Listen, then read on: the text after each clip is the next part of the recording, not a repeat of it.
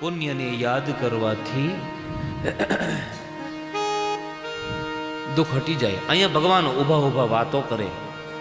એક બીજું રૂપ ધારણ કરી અને ભગવાને ઉત્તરાના ગર્ભની અંદર પ્રવેશ કર્યો. હાથમાં સુદર્શન ચક્ર લઈ અને ગર્ભની ફરતી રક્ષા કરી. પરિરક્ષી ઇતિ પરીક્ષિત હૈ. ગર્ભની ફરતી રક્ષા કરી. ભગવાન કેવા દયાળુ છે માતાઓ અને વડીલો, કે ભક્ત જ્યારે સંકટમાં હોય ને ત્યારે ભગવાન નર્કમાં પડવા તૈયાર થઈ જાય. સ્ત્રીનો ગર્ભ એટલે નર્ક છે. આજે ભગવાને ગર્ભમાં પ્રવેશ કરી સુદર્શન ચક્ર હાથમાં લઈ અને ગર્ભની ફરતી રક્ષા કરી. લો અહીંયા ઉતરા રડતા રડતા કહે, મામા તમે મારા માથા ઉપર હાથ મૂક્યો ને તો મને શાંતિ થઈ ગઈ, પેટમાં મારી પીડા બંધ થઈ ગઈ. આ બાજુ યુધિષ્ઠિર હાથ જોડેલા, ભીમ, અર્જુન, ભાઈ હું તમને નહોતો કહેતો હે કે ભાઈએ ભાઈનો ઝઘડો બહુ ખરાબ,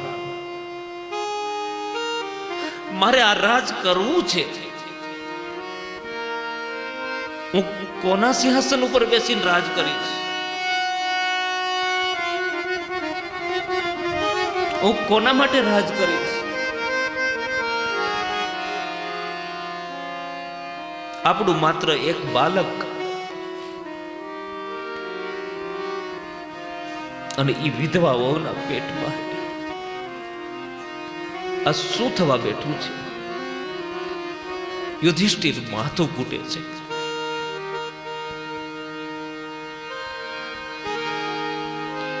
ભગવાન કૃષ્ણ પાંડવોને આશ્વાસન આપે છે કે ગણ ગણ में व्याप्त है तू, कहता है ये जमाना, जब मेरी बारी आई करता है क्यों किनारा, मानूंगा मैं तो तभी मुझको गले लगा ले, मेरे कष्ट तू मिटा दे, ओ दुनिया बनाने वाले, ये जोर जिंदगी की मेरे श्याम के हवाले, ये दौर जिंदगी की मेरे श्याम के हवाले.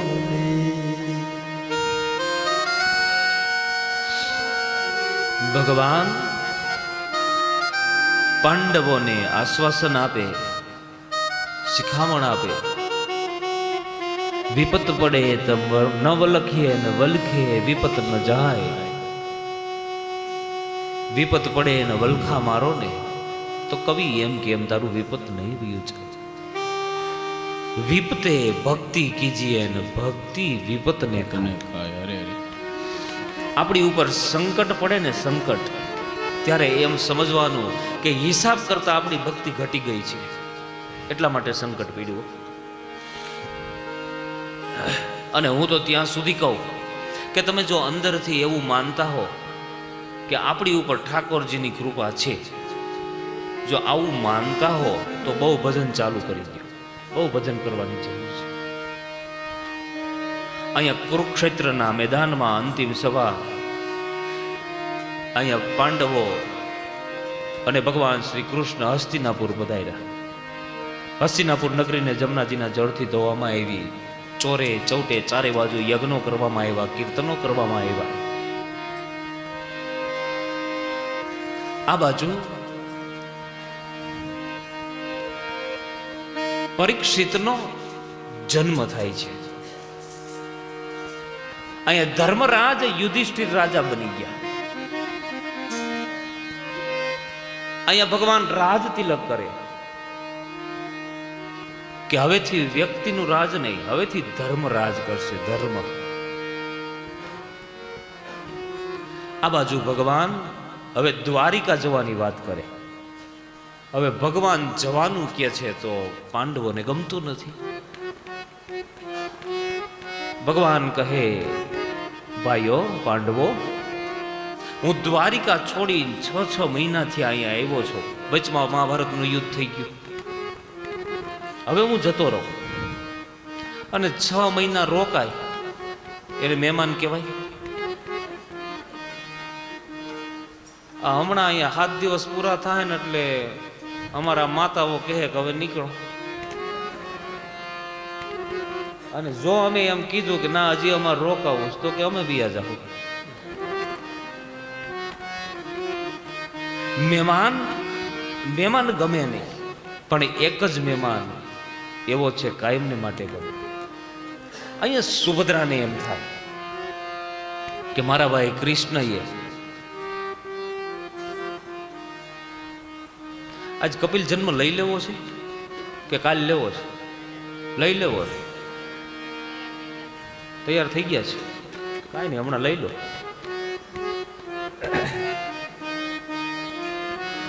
થોડીક વાર લાગે તો વાંધો નહીં ને? હા તો વાંધો નહીં.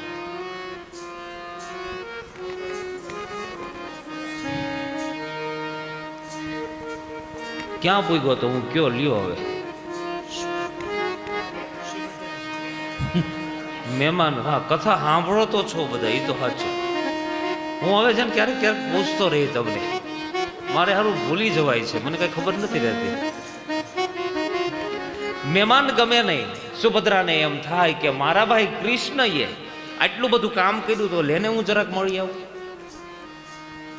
સુભદ્રા મળવા આવે છે ભગવાન કૃષ્ણને, અને એમાંય કોઈ દુખિયારી બેન હોય, દુખિયારી.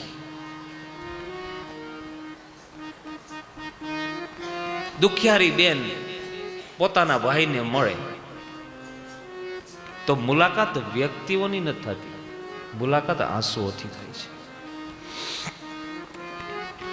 અહીંયા સુભદ્રા રડે છે. અરે બેન, તું તો જોગણીનો અવતાર છો, હે તું રડે છે? ભાઈ,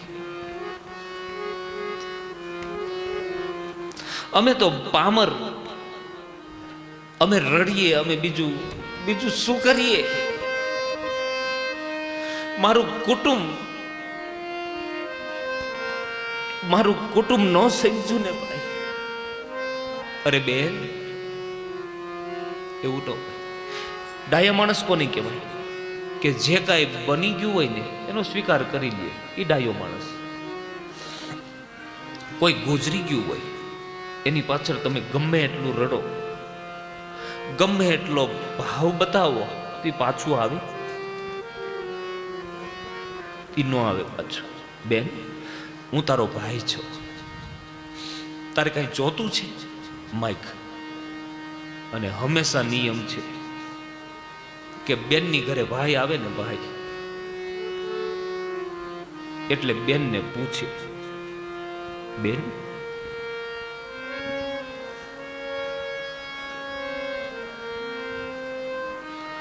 તારે કઈ જરૂર નથી ને, કઈ જોતું નથી ને? તો માઈક. સુભદ્રા હાથ જોડી અને માગે છે કે હા ભાઈ, હું માગું છું કે તમારી કૃપા મારી ઉપર છે ને એવી ને એવી રાખજો, બસ હું આટલું કહેવાય છે. હવે બેન ઉપર ભાઈની કૃપા હોય જ, એમાં કહેવાનું હોય ના. માની લે કે ભાઈ અમે તને ભૂલી ગયા, તો તું અમને ભૂલતો નહીં. ભગવાનને માનો તો એવી રીતે માનજો કે માની લ્યો કે ઠાકોરજી ક્યારેક અમે તને ભૂલી જાય તો તમે અમને ન ભૂલતા. સુભદ્રાજી જતા રહ્યા, દ્રૌપદીજી આવ્યા. દ્રૌપદીજી શરીરે થોડા શ્યામ છે. દ્રૌપદી રડે છે. ભગવાન કહે, બેન તું તો જોગણીનો અવતાર કેવા, તારે રડવાનું હોય? દ્રૌપદીનું એક નામ કૃષ્ણા પણ છે. કૃષ્ણ અને કૃષ્ણાની મુલાકાત થઈ.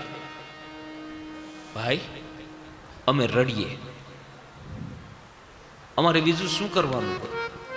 અરે બેન, હું તમારો ભાઈ છું, માગો, તમારે શું જોઈ છે? સુભદ્રાએ તો માગ્યું, પણ દ્રૌપદી માગતા નથી. જોજો, બેનની ઘરે પ્રસંગ હોય ને, પ્રસંગ એટલે ભાઈ મામેરું આપવા જાય. જેવી હરખાઈ વાળો ભાઈ હોય એવું મામેરું આપે એની બેનને. રાજા મહારાજાઓ હોય તો એની બેનને એવું મામેરું આપે. ગરીબ ભાઈ હોય તો એની બેનને એવું મામેરું આપે. મધ્યમ સ્થિતિનો ભાઈ હોય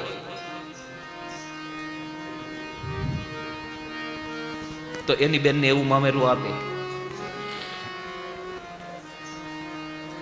આ એક નિયમ છે. પણ દ્રૌપદી રડતા રડતા એમ કહે કે મારા ભાઈ કૃષ્ણએ જે મને મામેરું પૂર્યું એવું મામેરું આ જગતમાં કોઈ ભાઈ નહીં પૂરી શકે.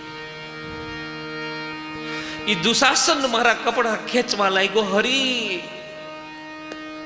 એ મારા કપડા ખેંચનારો દુશાસન થાકી ગયો, પણ મારો ભાઈ કૃષ્ણ ન થાય.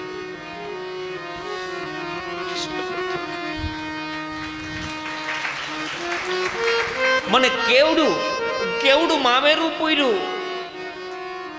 મારામાં કેટલી બધી કુટિલાઈ આવી ગઈ, અને મારા મોઢામાંથી બોલાણું કે આંધળા ના તો આંધળા જ હોય, અને ફાટી નીકળું યુદ્ધ. મારે આવું ન બોલાય. હું કૃષ્ણની બેન છું, એક મોટા ભાઈની બેન ઉઠી, મારે આવી ભૂલ ન કરાય. અને એટલે જ મારા વસ્ત્રો ખેંચાતા, નહીતર ક્યારે મારા વસ્ત્રો ખેંચાય નહીં.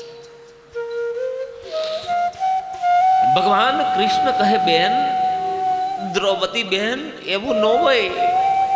હું તમારો ભાઈ છું, ભાઈ, અને હું તમને મદદ નહીં કરું તો કોણ કરશે? કોઈનો ભાર ન રાખે મોરારી. જાણતા અજાણતા ભગવાનને માટે તમે કંઈક કર્યું હોય ને તો ભગવાન ભૂલતા નથી. એક દિવસ ઉનાળાનો સમય, અને દ્રૌપદી દ્વારિકા આવે છે. બગીચામાં બધા બેઠા છે, રાણીઓ બેઠી છે, અને દ્રૌપદી બેન આવ્યા. પધારો બેન, પધારો. બેન આવે ને, બેન એટલે બધાને બહુ ગમે, બધા બહુ માન આપે, બધા પ્રેમ કરે. ભગવાને બાજુમાં બેસાડ્યા. એલી રાણીઓ, મારે શેરડી ખાવી છે, જાઓ લઈ આવો. આ તો હરિની લીલા. શેરડી આવી, ફોલીને મીંડા ખાવા ભગવાન, અને એમાં ચોતો લાગ્યો આંગળીમાં, અને લોહીની ધાર થયું. અને રાણીઓ ખીજાવા માંડી, તમને શેરડી ખાતા આવડે છે? હવે ભગવાનને લાગી ગયું લોહીની ધાર થાય છે, પાટો બાંધવો પડે ને. હવે બગીચામાંથી ઈ મેલે દોડી શું પાટો લેવા, અને આ વાતને કવિ અહીંયા લખી. રાણીઓ દોડી એજી રાણીઓ દોડી છે રંગ મેલમાં, કટકા ચીથરાને માટે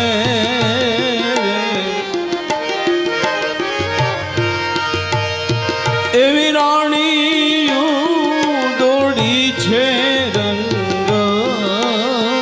મેલમાં. હા, ભગવાનને લાગ્યું પાટો બાંધો. અને અહીંયા બાજુમાં બેન બેઠી હતી. કટકા ચીથરાને માટે એક કડી ભગવાનને લાગી ગયું તો બાજુમાં બેન બેઠી છે, આમ સાડીમાંથી કાઢ્યો પાટો અને વીટી દીધો. લ્યો, ત્યાં તો સાડી બેને પહેરી હતી તો ઘરવાળીએ નો પહેરી. 1000 રૂપિયાનો સાડલો એનો ઘરવાળો લઈ દે, અરે પણ એને લાગે એટલે હાવ નકામ. આ ઘરવાળી ના બેન કેટલું અંતર જોવો. અહીંયા દ્રૌપદીએ પાટો બાંધ્યો અને એક એક દોરા બરોબર એક એક સાડીઓ. દ્રૌપદીજીએ ચીર એના વધેરિયા પાટો બાંધો હરીને હાથે.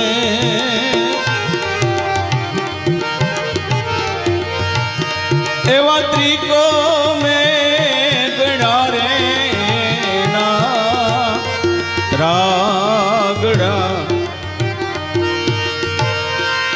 999 ચી પૂરિયા લેખીને રાખ્યા હરીએ પાસે. આવી કોણ રે સમાણા શું કામની.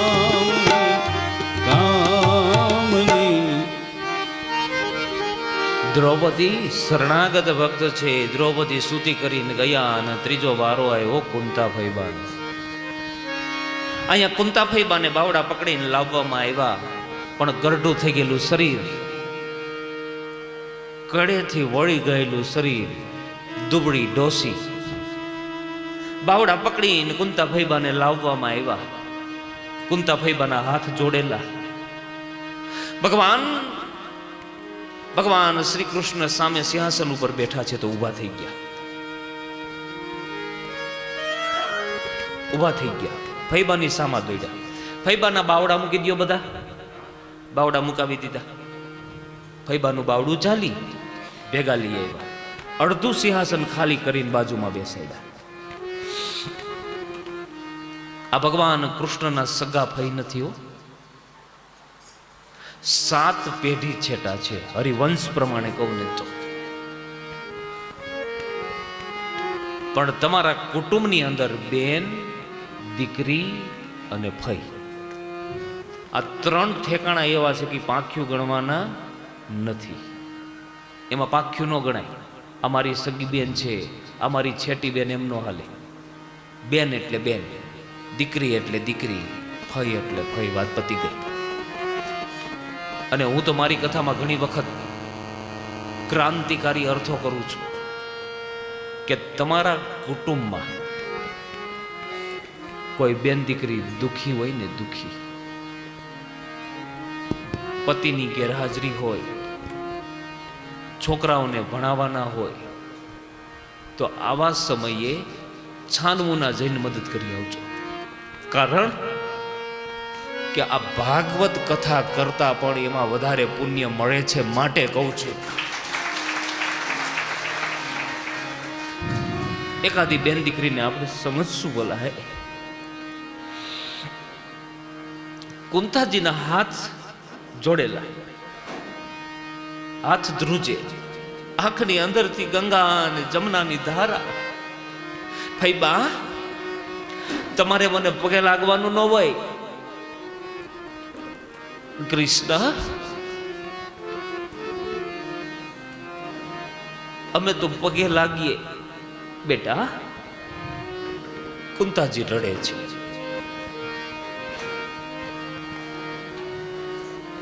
કુંતાજીના જીવનને ભગવાન જાણે છે. આની ઉપર કેટલું બધું દુઃખ છે. દુઃખ ભક્ત છે પણ જાણે છે. ફૈબા, હું તમને ઘણી વખત મળવા આવું અને હું તમને કાંઈ આપું નહીં. આજ માગો કંઈક. કુંતાજી વધારે રડવા માંડ્યા. કુંતાજીએ જન્મી સુખ નથી ભોગવ્યું. અને અમુક દીકરીઓ એવી હોય કે જન્મે ત્યાંથી એને સુખ નો ભોગવું હોય. લો, એક લોકકવિની વાતમાં મેં સાંભળ્યું છે કે દીકરીનો જન્મ થયો, જન્મ, તો કુદરતી એની માં ગુજરી ગઈ.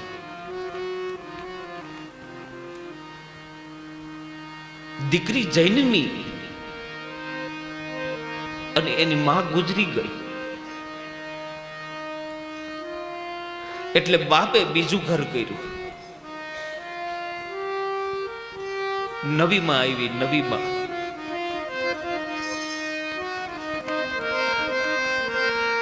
આ નવી માના હાથમાં આ દીકરી મોટી થાય. નવી માં એને ક્યારેક મારે, ક્યારેક વઢે, ક્યારેક ખીજાય. તો આ દીકરી શું કરે? આ દીકરી બારણાની આડી ઊભી ઊભી રડે, હે ભગવાન, મારી માં નથી એટલે મને દુઃખ છે. આ બાપ મારો રહ્યો નહીં, પણ કાંઈ વાંધો નહીં ભગવાન, હું મારા પતિની ઘરે જઈશ ને તો મારો પતિ મને સુખી કરશે.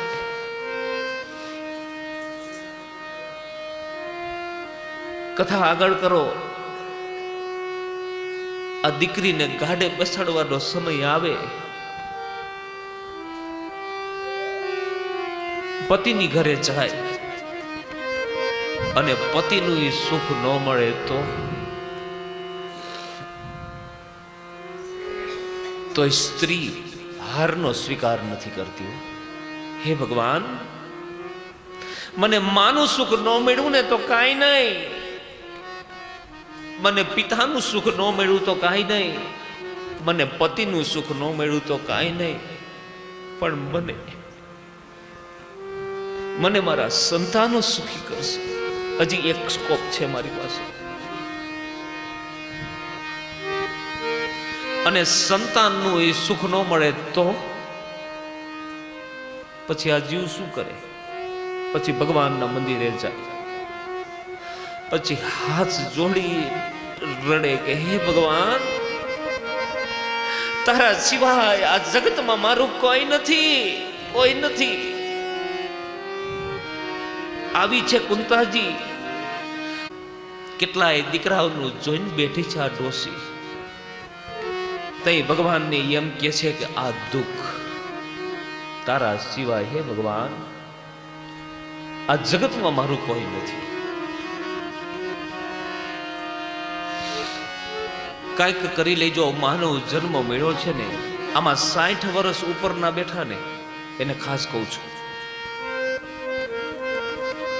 કે ખેતી કરતા હોય ને, ખેતી એટલે આપણે ઓલો રાખીએ ને શું કહેવાય, હાથી કે ને, સાથી શું કે, હાથી હાથી હાથી એ વર્ષ દિવસ હોય, ઉતાસણી થી ઉતાસણી એવું હોય ને, આ ઉતાસણી થી હામી ઉતાસણી સુધી એ 1 વર્ષ દિવસ રહીએ.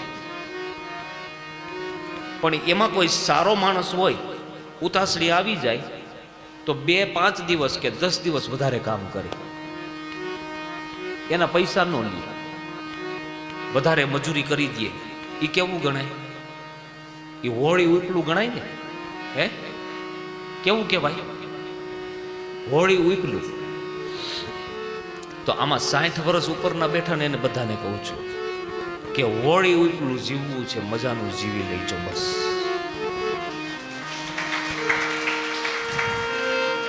કોઈની શિખામણ લેવા જેવું લાગે તો શિખામણ લઈ લેજો, કોઈની ક્ષમા માંગવા જેવું લાગે તો ક્ષમા માંગી લેજો, પણ આ જીવન કૃષ્ણાર્પણ કરજો.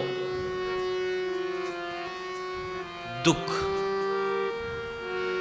ભાઈ બા કઈક માગો. કુંતાજી વિચાર કરે કે ન માગું તો મારા ભત્રીજાને દુઃખ લાગશે, મને આપીશ તો કે હા માગો. તો એક કામ કરે ગોવિંદ, આ દુનિયાભરના તમામ દુઃખને ભેગા કરી લે, એનું એક પોટકું બનાવી લે, મારા માથા ઉપર મૂકી દે. અરે ભાઈ બા, તમે કયું દુઃખ ભોગવવામાં બાકી રાખ્યું કે હજી દુઃખ માગો છો? આપણે માતાજીને નિવેદ ધરીને કોઈ દી કીધું, હે માતાજી અમને દુઃખ આપો કીધું? ઘનશ્યામ મહારાજને સાકરની ગાંગડી ધરીને ક્યારેય એમ કીધું કે અમને દુઃખ આપો? અમારે મીરાબાઈ રાજરાણી હતી, એક રાજાની પત્ની હતી અને સુખને ઠોકર મારી દીધી. કૃષ્ણની પાછળ પાગલ બની ગઈ, દીવાની બની ગઈ. ઘર છોડી નીકળી ગઈ હતી મીરા.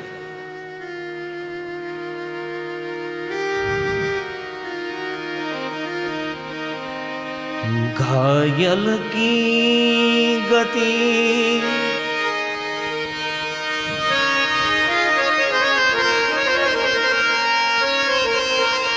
घायल की गत घायल जाने और न जाने कोई ये और न जाने कोई एरी में तो एरी में तो प्रेम दीवानी मेरो दर्द न जाने को ए सखीरी में तो दर्द दीवानी मेरो दर्द न जाने को. મારું દર્દ કોણ જાણે? ઘાયલ હોય ને ઘાયલ.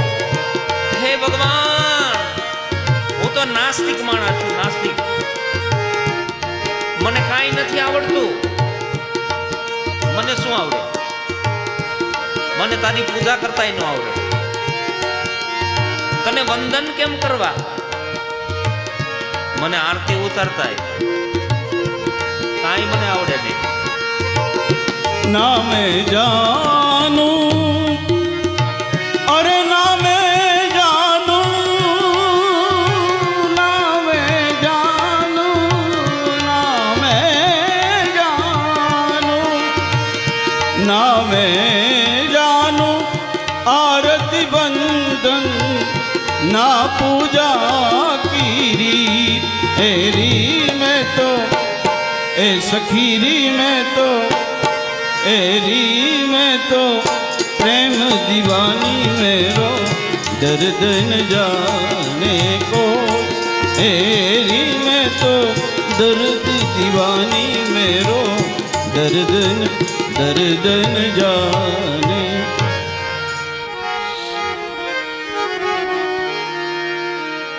ભગવાન કૃષ્ણ ક્યારેય કોઈને દુઃખ આપે નહીં. કુંતાજીને ભક્તિ આપી છે, તમામ દોષ તમામ દર્દને ભૂલાવી દે એનું ના ભક્તિ. આ બાજુ ભગવાન દ્વારિકા ગયા. દ્વારિકાની અંદર ભગવાનને બધા પૂછે આ બધું કેવી રીતે કર્યું. ભગવાન દ્રૌપદી સુભદ્રા કુંતાજીના વખાણ કરે. ત્યાર પછી એક દિવસ ભગવાન પાછા હસ્તિનાપુર પધાર્યા. હસ્તિનાપુર નગરી ભગવાનના દર્શન કરવા દોડી છે. આજ તો બહુ ટાઈમ નથી, હવે ટૂંકમાં કથા લઈ લઉં છું. પાંડવો, તમે મારું સન્માન કરો એટલે હું રાજી થાવ એવું લાગે છે તમને? આપણે ભગવાનને ભોગ ધરીએ, ભોગ લગાવીએ. ભોગ ભગવાન માટે છે, યાદ રાખજો. ઈ ભોગ આપણે ભોગવી તો ભોગી કહેવાય. ઈ ભોગ ઠાકોરજીને અર્પણ કરો તો યોગી છે. ભગવાન શ્રી કૃષ્ણ એમ કહે કે તમે મીઠાઈ ને મેવા ને બધું મૂકો એટલે હું રાજી થાવ એમ? હા, હું રાજી થાવ. મારા ભક્તના હૃદયના ભાવને વાળીને હું રાજી થાવ. સોમદ ભક્ત સોમદ પ્રિય નિર્માન મોહજિત સંગ દોષા આધ્યાત્મ નિત્યા વિનિમૃત કામા દ્વંદેવી મુક્તા. આવા કોઈ મારા ભક્ત હોય એને જોઉં ત્યારે ધર્મને બહુ ખુશી થાય. યુધિષ્ઠિર વિચાર કરે, ભગવાન કંઈક ટકોર કરે છે, આપણે કંઈક ભૂલ્યા છે. હાથ જોડીને કહે, પ્રભુ બતાવો અમારી શું ભૂલ થઈ? અરે હું ભૂલ કાઢવા વાળો કોણ?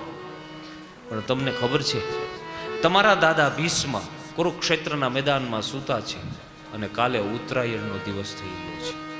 તમારી કઈ ફરજ બની? તો કે હા. ભગવાન યાદી આપે છે. બીજા દિવસે સવાર પડ્યું, 5 પાંડવો છઠ્ઠા શ્રી કૃષ્ણ કુરુક્ષેત્રના મેદાનમાં આવ્યા. પોતાના સંતાનોને આવેલા જોઈ ભીષ્મ દાદા બહુ રાજી થયા. અર્જુને હાથ જોડીને કીધું, દાદા, હે ઈચ્છા મૃત્યુને વરેલ દાદા, આજે તમારો અંતિમ દિવસ, તમારા શબ્દો પ્રમાણે કહી છે, બતાવો અમે અમારું ક્યુ કર્મ કરીએ. ભીષ્મ દાદા બહુ પ્રસન્ન થયા. બેટા અર્જુન, મને ખબર હતી કે જેની ઘરે પાંડવો જેવા સંતાન હોય ને એના પિતાને દુઃખ ન હોય કોઈ દી દુઃખ. મારે દુઃખ નથી. અહીંયા નદીના કાંઠે ગાયના છાણનો ચોકો કરો,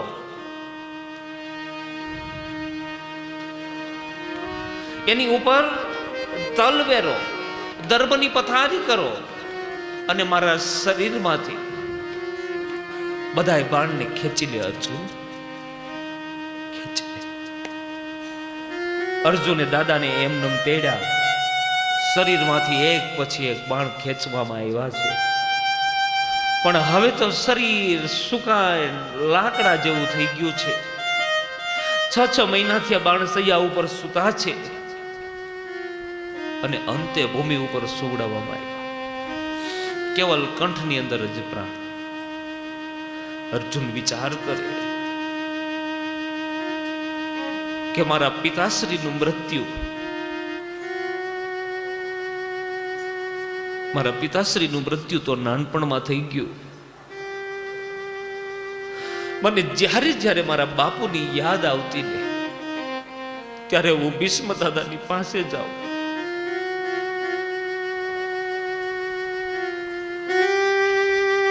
મને ખોળામાં બેસાડે, મારા માથા ઉપર હાથ મૂકે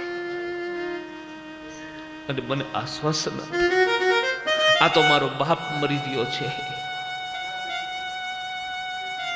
અર્જુન અર્જુન રડે છે.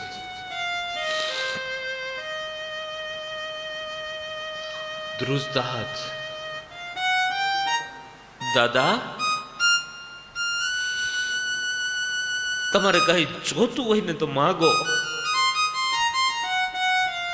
અને ભીષ્મ દાદા કહે, બેટા તારા જેવા દીકરા મળે અને માગણી જો ખલાસ થઈ જાય ને તો બાપ દીકરાનો સંબંધ પૂરો થઈ જાય.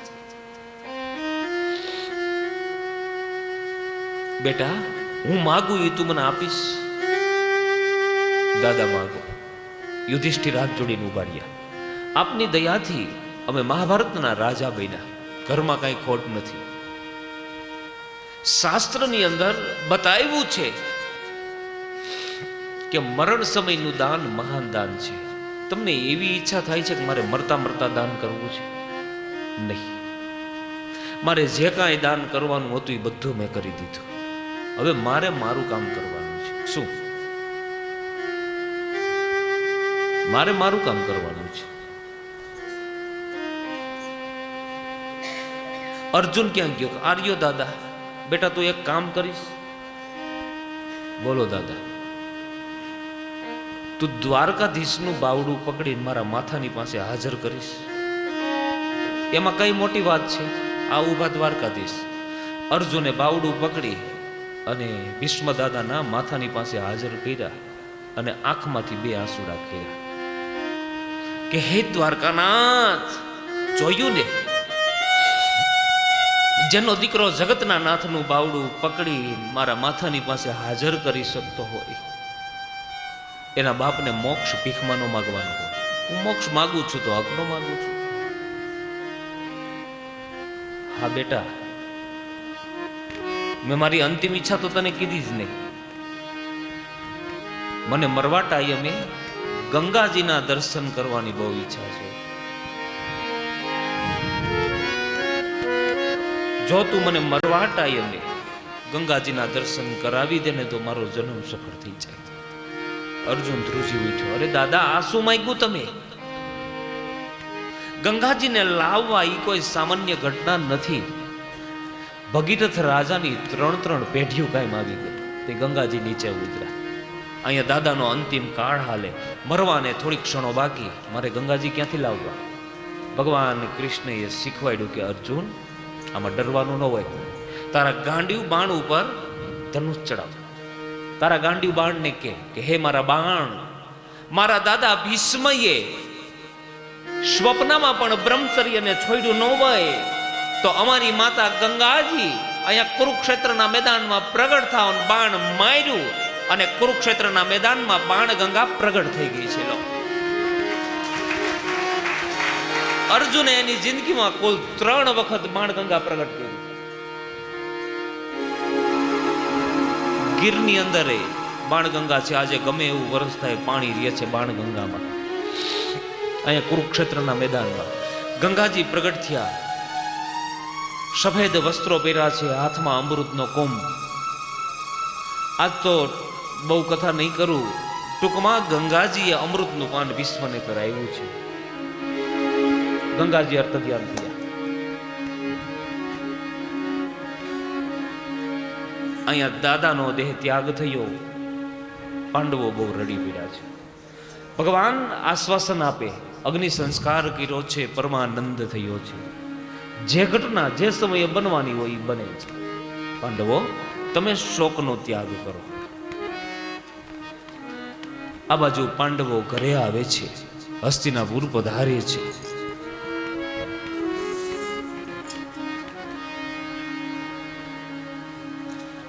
અહીંયા ઘરે આવે, સમય પસાર થવા લાગ્યો છે.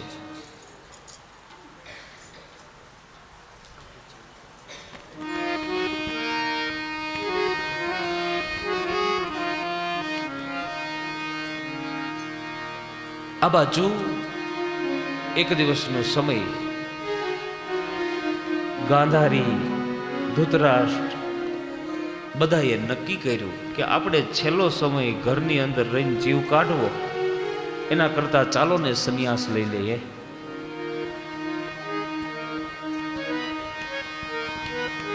આ બાજુ અમારે નારદ મુનિ ધૃતરાષ્ટ્ર એટલે મોટા ભાઈને ઉપદેશ કરે કે બારા નીકળો. એક ધાનની અંદર પડેલો કીડો ધાનને ખાઈ એમ અન્ન ખાઈને જીવી રહ્યા છો, નીકળી જાઓ. અરે હું તો આંધળો, હું ક્યાં જાઉં? યમુનાજીને કાંઠે લઈએ. લ્યો, હવે ભૂખ લાગે તો પાણી પીઓ, તરસ લાગે તો પાણી પીઓ. અંત સુધી બોલ્યા કરો, શ્રી કૃષ્ણ શરણમ મમ, શ્રી કૃષ્ણ શરણમ મમ.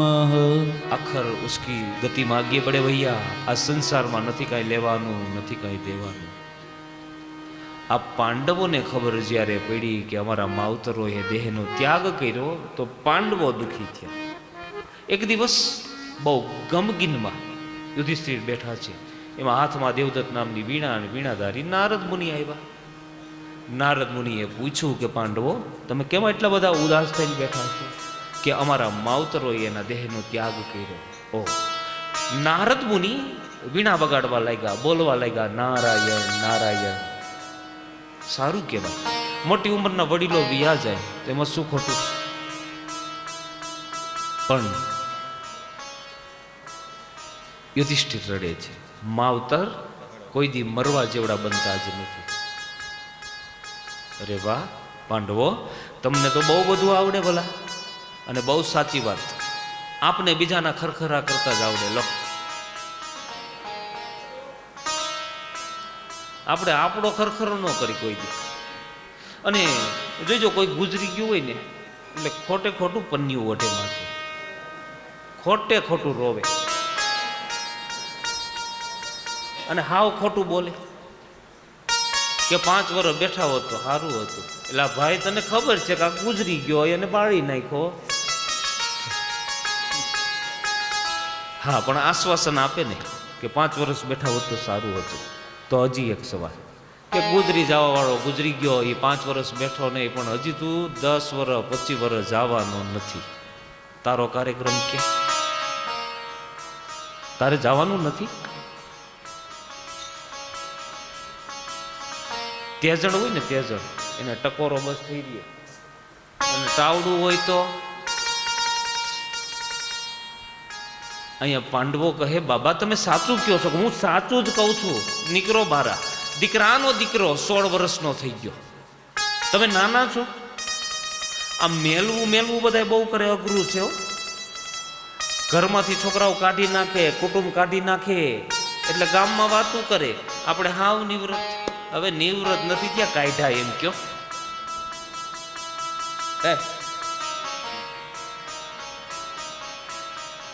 સાવધાન.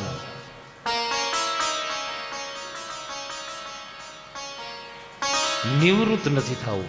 કંઈક કરો, તમારાથી થાય ને એટલું કામ કરો. નિવૃત્ત થઈને તમારે ક્યાં જવું છે?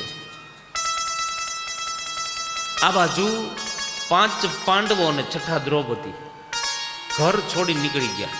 અહીંયા પરીક્ષિતને શિખામણ આપી કે લે આ રાજ તારું, આ સિંહાસનને અભડાવતો નહીં, આપણા વડવાઓનું મગજમાં રાખીને રાજ કરજે. એ નીકળી ગયા 6 જણા. હિમાલયની અંદર આવ્યા, બેસીને ભક્તિ નથી કરી, ચાલતા રહ્યા છે. આગળ આગળ બરફ આવ્યો અને પોતાના શરીરને ઓગાળી નાખ્યું. આનું નામ જિંદગીનો ખરખરો કહેવાય.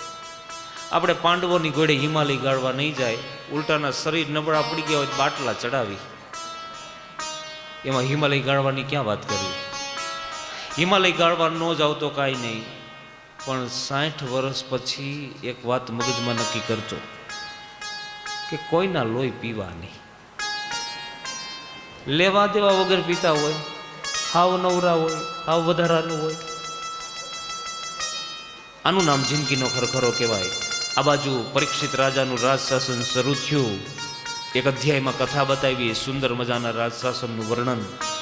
પુત્રની માફક પ્રજાનું પાલન કરવે, કાયદો વ્યવસ્થા એટલી સુંદર ગોઠવી છે, ગુનાઓ બનતા જ નથી, ગુનાઓ રહિત સમાજ. પણ પરીક્ષિતનું રાજ શરૂ થયું, કલયુગનું આગમન થયું. જરાસંઘ અને ભીમસેનને ઝઘડો થયેલો. જરાસંઘ જે મુંગટ પહેરતો એ ભીમસેને લઈ લીધો. એ મુંગટ આવેલો છે. જરાસંઘનો પુત્ર સહદેવ ભીમસેનને હાથ જોડે, મને મારા પિતાનો મુંગટ આપો. બોલો કે નહીં, પહેરું તો આજ પહેરું. હવે અનીતિ થઈ. હવે અનીતિનું સોનું થયું. આ મુંગટ આવેલો છે. પરીક્ષિત રાજા બન્યો, દરરોજ જુદા જુદા મુંગટ પહેરે. અહીંયા રાજમાં કલયુગ આવ્યો. કલયુગ હાથમાં ખડક અને ગાયને મારે છે. પરીક્ષિત રાજાએ પડકારો કર્યો કે પરીક્ષિત રાજાના રાજમાં ગાયને મારવી એ કાયદાનો દોષ છે, કાયદાનું ઉલ્લંઘન છે. મહારાજ, મને બધા તમારા કાયદા કાનૂનની ખબર છે. મારું નામ કલયુગ, તમારું રાજ શરૂ થયું અને મારો પ્રારંભ થઈ ચૂક્યો. તમે ધર્મના મિત્ર, હું અધર્મનો મિત્ર. મહારાજ, મારે ને તમારે ભળશે અને કેવું કાંઈ નથી. અહીં તો દુષ્ટ માણસોને વરદાન આપવામાં આવે. માઇક તરફ હું જોઈશ. અને કલયુગે માગ્યું કે જુગાર રમાતો હોય ની અમારો વાસ, વ્યભિચાર થતો હોય ની અમારો વાસ, મદિરાપાન થતું હોય ત્યાં અમારો નિવાસ, અનીતિનું સુવર્ણ હોય ત્યાં અમારો વાસ. તથાસ્તુ. પરીક્ષિત રાજાના રાજમાં કશું નથી. પણ એક દિવસ આવેલો મુંગટ પહેર્યો. હવે અનીતિનું સોનું થયું. એ સોનામાં કલયુગ બેસી ગયો. આ તો સત્સંગ કરવા જાય ઋષિમુનિઓના આશ્રમમાં. એકાંત 1:30 વાગવાનો સમય. સમીક ઋષિનો આશ્રમ. બાપજી સમાધિમાં. પાઠશાળાના બાળકો નદીએ સ્નાન કરવા ગયા છે. આવીને પ્રણામ કર્યા. બાપજી, આપ યાજ્ઞા કરો તો જલપાન કરું. જવાબ મળ્યો નહીં. ઘોડા ઉપરથી નીચે ઉતરો. એક વાર પૂછ્યું, 2 વાર પૂછ્યું, 3જી વાર પૂછ્યું એટલે અકળાણ. ઋષિમુનિઓ રાજ દરબાર મૂકી અને તમારા સુધી હું જય શ્રી કૃષ્ણ કરવા આવું ને તમે પાણીના પ્યાલામાંથી જાઓ છો. મને તરસ લાગી છે, પાણી પાવ. હવે ક્રોધ આવ્યો. ભગવાને ગીતાજીમાં કીધું. શું કીધું ગીતાજીમાં? ક્રોધા ભવતિ સમોહા, સમોહા સ્મૃતિ વિભ્રમા. ક્રોધ કરવાથી મૃત્યુ નજીક આવે, કાળ નજીક આવે. કાળ પાડા ઉપર બેસીને આવે. હવે કલયુગ ક્રોધ આવ્યો એટલે હૃદયમાં બેઠો, અને હૃદયમાં આવે એટલે શું થાય? તમે આંખથી જુદું જોવા માંડો, કાનથી જુદું સાંભળવા માંડો. આ પરિસ્થિતિ થાય. ઘોડા ઉપરથી નીચે ઉતરી આમ નજર કરે, એક મરેલો સર્પ પડ્યો છે, એનું ધનુષ બાણથી ઉપાડી ઋષિના ડોકમાં નાખી દીધો. આટલું કર્યું છે. શું કામ કર્યું? એક જ કડી ગાવી છે કે પરીક્ષિત રાજાને અજ્ઞાનતા ઉપજી. એજી પરીક્ષિત રાજાને એક દી અજ્ઞાન ઉપજાને, ઋષિના ગળામાં નાખો સાપ મન હમજા વિના. સાત સાત દાડે તને સર્પદંશ થાશે ને ઋષિનો રે લાગ્યો આવો શ્રાપ મન હમજા વિના. સમજદારી વગરનો માણસ બની જાય એટલે ભૂલ કરે. ધર્મરાજ યુધિષ્ઠિર જુગાર રમવા બેસી જાય, યાદવો મદિરાપાન કરે, પણ ક્યારે કે સમજદારી વગરના બની ગયા હોય ત્યારે. સાવધાન. આ બાજુ ઋષિના ડોકમાં સર્પ નાખ્યો. પાઠશાળાના બાળકો નદીએથી આવે. ઋષિ પુત્ર શૃંગી, 7 જ વર્ષનો બ્રાહ્મણ બાલક શૃંગી પિતાના ડોકમાં મરેલો સર્પ જોયો અને પરીક્ષિત રાજાને શ્રાપ આપી દીધો કે આજથી બરોબર 7મે દિવસે તને તક્ષક નામનો સર્પ ડંખ મારશે. બ્રહ્મા, વિષ્ણુ, મહાદેવ કોઈ તને નહીં બચાવી શકે. જા. અને જળ નીચે પડ્યું ત્યાં તો ધરતી ધ્રુજી ગઈ. ઋષિની સમાધિ તૂટી ગઈ. અરે બેટા, આ શું કર્યું? પરીક્ષિત જેવા રાજાને શ્રાપ આપ્યો. સારો રાજા મળવો બહુ કઠણ છે. હજારો વર્ષો સુધી આ ધરતી પુણ્ય કરે ને ત્યારે એક સારો રાજા મળે. આ સંસ્કૃતિએ પુણ્ય કર્યા હોય, ગામની ધરતીએ પુણ્ય કર્યા હોય તો ગામની અંદર એક વિદ્વાન માણસનો જન્મ થાય. ગામની ધરતીએ પુણ્ય કર્યા હોય તો ગામમાં ધનવાન માણસનો જન્મ થાય. દીકરા તે બહુ ખોટું કર્યું, પણ હવે કલયુગ છે, ધ્યાન રાખજો. અત્યારે 98% ખોટું થાય છે, 2% સાચું હોય છે. અમારે તો શું હોય, યજમાનના ઘરના ચોખા, યજમાનના ઘરના ફૂલ અમારે તો ઉડાડવાના હોય. તમે હું પહોંચ માગશો છેલ્લે દિવસે? નહીતર 5 રૂપિયાની વસ્તુ લે તો પહોંચ માગે. પણ બ્રાહ્મણ આશીર્વાદ દેનારો છે. બોલા, બ્રાહ્મણના આશીર્વાદ લાગે. આ બાજુ ગૌરમુખ નામના બ્રાહ્મણને મોકલો છે. પરીક્ષિત રાજાને કયો જે તૈયારી કરવી હોય કરી લઈએ, 7 જ દિવસમાં મૃત્યુ નક્કી. આમાંથી આપને ખબર પડી જાય કે 7 દિવસમાં ગુજરી જવાનું, તો તમે અહીંથી ક્યાં જાઓ? મુંબઈ ભેગા થઈ જાઓ? આ એને ગંગાજીને કાંઠે ક્યાંય ન જવાય. પછી એમ ન કહેવાય હું પૂછી આવું, બરોબર ને? સૂર્યકુલમાં ખટવાંગ નામનો રાજા થઈ ગયો. ખટવાંગ. આ રાજાને ખબર પડી ગઈ કે 6 ઘડીમાં મૃત્યુ. ઘોડો દોડાવ્યો ગંગા કાંઠે, એક પગ પેગડામાં, એક પગ ગંગાજીમાં. 6 ઘડી પૂરી થઈ અને મોક્ષ મળી ગયો. અહીંયા પરીક્ષિત રાજા, એનું રાજ શાસન શરૂ થયું, ઉંમર લાયક થયો, લગ્ન કર્યા, પત્ની આવી, 4 સંતાનો થયા. એમાં સૌથી મોટો દીકરો છે, એનું નામ છે જન્મેજય. એટલે બેટા, આ મારી ધરોહર, આ રાજ તારે કરવાનું છે, ધર્મથી રાજ કરજે. 50 વર્ષની ઉંમર થઈ ગઈ હતી પરીક્ષિત રાજાની. સમયને જાતા વાર ન લાગે, બધું પકડી શકાય. દવા લ્યો ને તો આરોગ્યને પકડી શકાય. પકડી શકાય ને આરોગ્યને, પણ સમય કોઈના હાથમાં ન રહે. અને સમયનું કામ કરે, માણસ કામ નથી કરતો. આજનો દિવસ હોય એવો કાલ ન હોય, કાલ હોય એવો પરમ દિવસ ન હોય. સૂર્યનારાયણ ઉગે એટલે જીવનમાં કંઈક પરિવર્તન લાવે, કંઈક પરિવર્તન લાવે.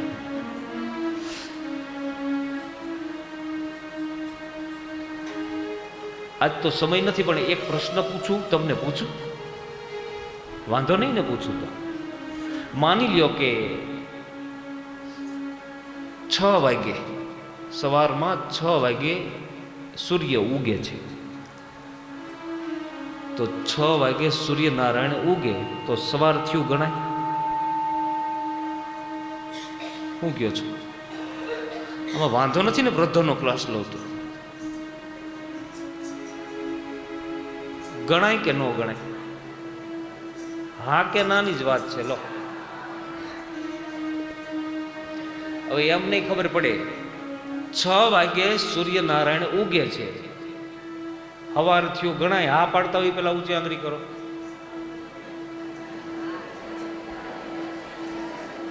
મૂકી દો બધા નીચે. હવે 50% તમે એમ કહો છો કે થયું ગણાય, તો 50% નો મતલબ એવો થયો કે નો થયું ગણાય એમ ને. 6 વાગે સૂર્યનારાયણ ઉગે, સવાર થયું ગણાય. હા પાડતા હોય ઊંચી આંગળી કરો.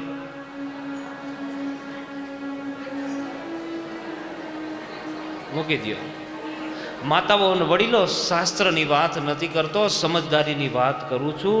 સૂર્યનારાયણ 6 વાગે ઉગી જાય તો સવાર થયું ન ગણાય. જાયગા ન્યાથી સૂર્યનારાયણ ઉગી જાય ને આપણા ઓરડાના બારણા બંધ હોય તો આપને સૂર્યનારાયણનો લાભ ન મળે. જાયગા ન્યાથી સવાર. અહીંયા પરીક્ષિત રાજાએ બધું સોંપી દીધું.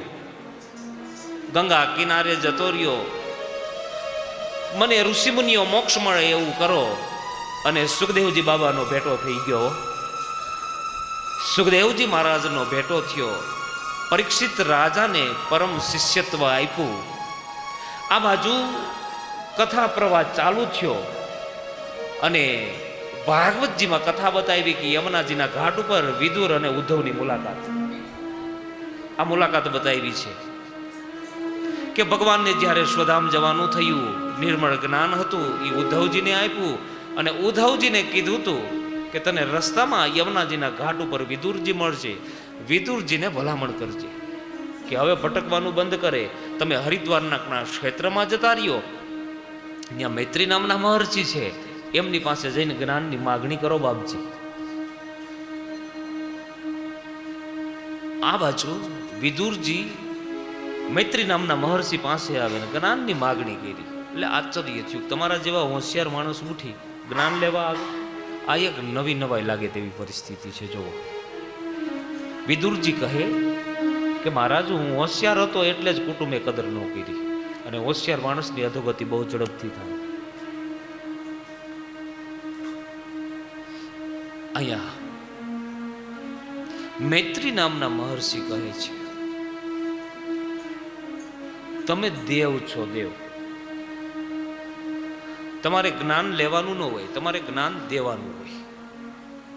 અહીંયા વિદુરજી કહે આપણે તો બસ આપણો સમય કાઢવો છે. અને એટલા માટે આચાર્યોએ કીધું ને કે સ્વાધ્યાય નમપ્રમ દિવ્યમ. સ્વાધ્યાય કરવામાં કોઈ દી આળસ ન કરતા. ભલે હું ને તમે 80 વર્ષના થઈ જાય, પણ આ ગ્રંથ છે ને, ગ્રંથ એ માતા છે. જે માતા પોતાના બાળકને તૃપ્ત કરે, એમ જ આ બધા ગ્રંથો મને તમને તૃપ્ત કરવા માટે છે. બધા ગ્રંથો મને તમને તૃપ્ત કરવા માટે છે. મૈત્રી મહારાજ કહે કે હે વિદુર, હું તમને સર્ગ કથા કહું. પેલા અનંત નારાયણ ભગવાન કોઈ તે એક હોય, જેને સ્થૂલ ભગવાન કયો, આદિ ભગવાન કયો. આવા એ ભગવાન પોતાનું એક સ્થૂલ શરીર બનાવે, વિરાટ દેહ બનાવે, જલનો સ્ત્રોત આપે, જલ રાશિ ઉત્પન્ન કરે અને જલની અંદર પોઢાડી દે. આ દેહને પોઢાડી દીધો જલની અંદર. અનેક દેવી દેવતાઓ આવીને બિરાજિત થયા. એક આંખમાં સૂર્યનારાયણ, એક આંખમાં ચંદ્રમા, મુખમાં વરુણદેવ, ઉદરની અંદર અગ્નિદેવ, જુદા જુદા દેવી દેવતાઓ બિરાજિત થયા. શું કામ? અને હાલતું ચાલતું કરવું છે. આ પૃથ્વીને તમે પોચી કરો, એમાં કણ નાખો, પાણી પાવો, એટલે શું થાય? કોટો ફૂટે. આ મહાનારાયણનું શરીર, એ શરીરમાં દેવતાઓ બેઠા તો કાંઈક બન્યું. ભગવાનની નાભીમાંથી કમળ પ્રગટ થયું. કમળ તરતું તરતું પાણી ઉપર આવ્યું. આ કમળમાં બ્રહ્માજીની ઉત્પત્તિ થઈ. બ્રહ્માજી જાગ્યા કે ભલા હું કોણ છું? 4 દિશામાં નજર કરી, 4 મુખ બની ગયા, 4 વેદ ઉત્પન્ન થઈ ગયા.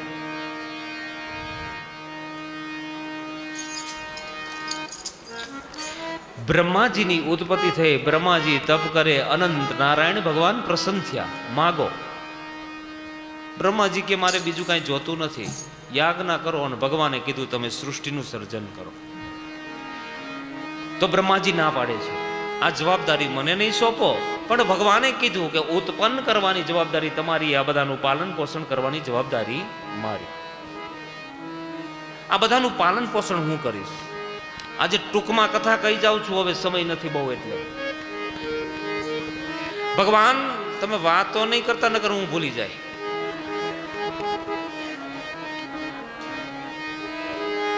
મામા આજ મને ચા પીવા ન જવા દીધું, અને કોઈ જમવા નહોતા જવા દેવા મારે. આ તો તમે કયો છો એટલે હવે આવવા દઉં છો.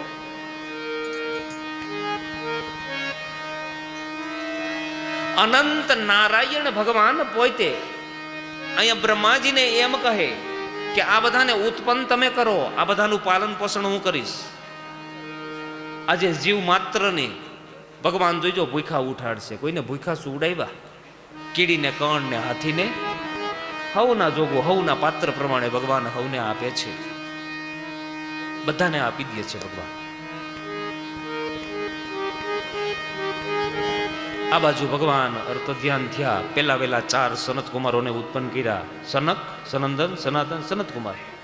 ત્યાર પછી નારદ મુનિને ઉત્પન્ન કર્યા. તમે સંસારી બનો. નારદ મુનિએ ના પાડી, સનત કુમારોએ ના પાડી. બ્રહ્માજીને ક્રોધ ચડ્યો. ક્રોધમાંથી બાલક ઉત્પન્ન થયું. જેવું બાલક ઉત્પન્ન થયું એ ભેગું રેડ્યું માટે રુદ્ર શબ્દ વપરાણો. એકાદશમાં રુદ્ર, બ્રહ્મા પુત્ર. જે 11માં રુદ્ર છે એ બ્રહ્માના પુત્ર બન્યા છે. બ્રહ્માજીએ આજ્ઞા કરી કે હે રુદ્ર, તમે સંતાન ઉત્પન્ન કરો. તો વિછીન, પડકા અને નાગને આવું બધું બનાવ્યું. લ્યો દાદા, આ શું કર્યું? તો કે મને આવડ્યું એ કર્યું. તો કે બંધ થઈ જા હવે. તો કે નમો નારાયણ. પણ રુદ્ર ભગવાન એમ કહે, મારે જે કામ કરવાનું છે એમાં ઝેરના પ્રોડક્શનની જરૂર પડે. આજે માણસને જીવાડવો હોય તો અમૃત જોઈએ. અમૃત છે નહીં, હું બધાને સ્વયંમાં રાખીશ. ત્યાર પછી હૃદયમાંથી ધર્મને ઉત્પન્ન કરે, પીઠમાંથી અધર્મને ઉત્પન્ન કરે. મનુ શત્રુપાજીનું જોડલું ઉત્પન્ન કર્યું. કરદમ ઋષિને ઉત્પન્ન કર્યા. ભૃગુ ઋષિને ઉત્પન્ન કર્યા. ટૂંકમાં હજારો ઋષિમુનિઓને પોતાના શરીરમાંથી ઉત્પન્ન કર્યા છે. આખર આપણા બધાના પિતા કોણ? બ્રહ્મા. આ લીલા ક્યાંથી ચાલુ થઈ? તો બ્રહ્માજી એક વખત ભગવાન નારાયણનું ધ્યાન કરે. 4 સનત કુમારોએ પૂછ્યું કે પિતાજી તમે કોનું ધ્યાન કરો છો? તો બ્રહ્માજી સમજાવે કે જેમ હું તમારો પિતા છો એમ મારો એક પિતા છે એનું. તમારા પણ પિતા? તો કે હા. ઈ ક્યાં રહીએ? તો કે વૈકુંઠમાં. ત્યાં જવું હોય તો કે જવાય. કેવી રીતે? તો કે કાં ભક્ત બની જાઓ, કાં યોગી બની જાઓ. અષ્ટધા યોગ, યોગના 8 અંગ બતાવ્યા.